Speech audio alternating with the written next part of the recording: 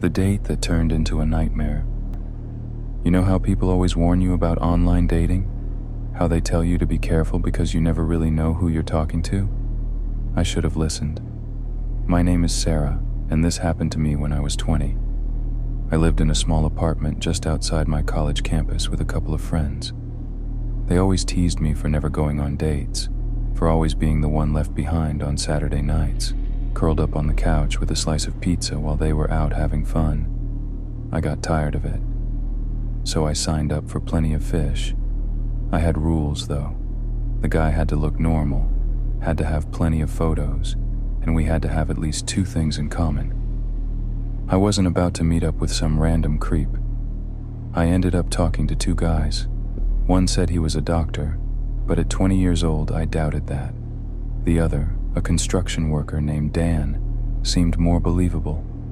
He had a kind smile, dark brown eyes, and shaggy blonde hair. He wasn't my dream guy, but he seemed safe. We texted for a bit, and eventually, he asked me out for dinner. I told my roommates where I was going, what time I'd be back, and we even set up a code system. If I texted a specific good code word, everything was fine. If I texted the bad code word, they'd call and give me an excuse to leave. If I didn't text back at all, they'd call the police. I got ready, put my hair up in a neat bun, and headed to the restaurant. It was just outside of town, but only a 15-minute drive from my apartment. Dan was already there, waiting for me just outside the entrance. He smiled when he saw me, but something about his smile, it was too perfect, too rehearsed. We sat down, ordered food, and talked.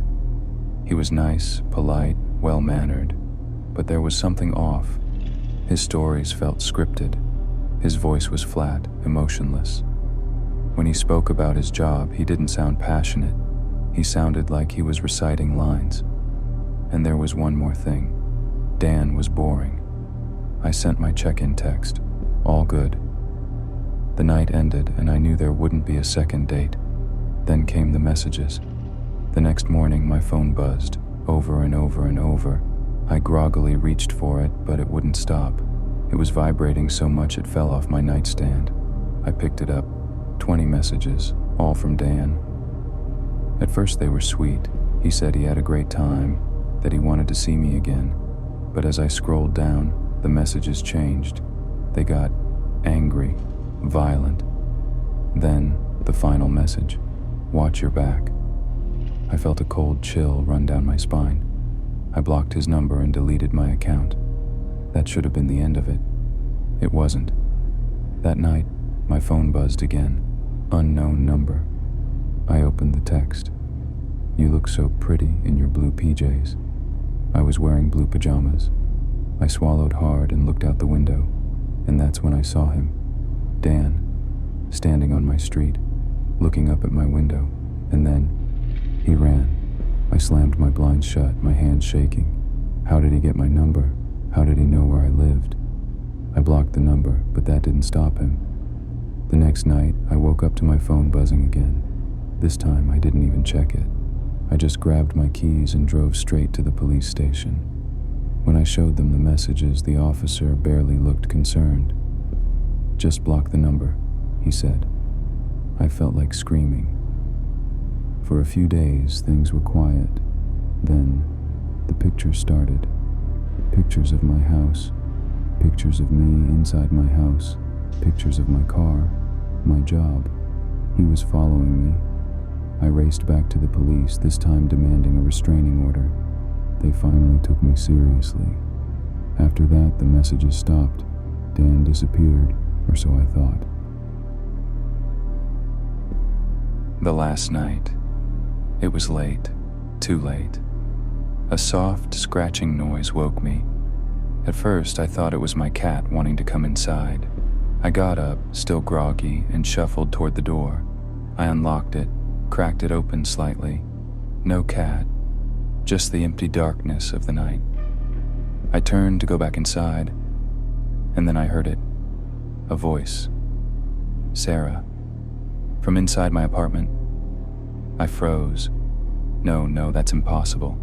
The door was locked, the windows were closed. I turned slowly, my breath shallow, my pulse hammering against my ribs. The hallway was dark. Too dark. I wasn't alone. I ran up the stairs, my breath coming in short, sharp gasps. My hands fumbled for the railing as I took the steps 2 at a time, heart hammering in my chest. I reached my room and slammed the door shut. I needed to call the police. Now I dove onto my bed, reaching for my phone on the nightstand. The screen lit up the room in a pale blue glow as I yanked the blanket over my head, curling into myself, forcing my breath to slow. I tapped the numbers. 911. The call screen loaded, waiting. Ring. Ring. Then a voice whispered, "Sarah." I stiffened. The voice was outside. My body froze, every muscle locked in place. Then, like ice, slowly creeping through my veins. Then I remembered. I didn't lock the door.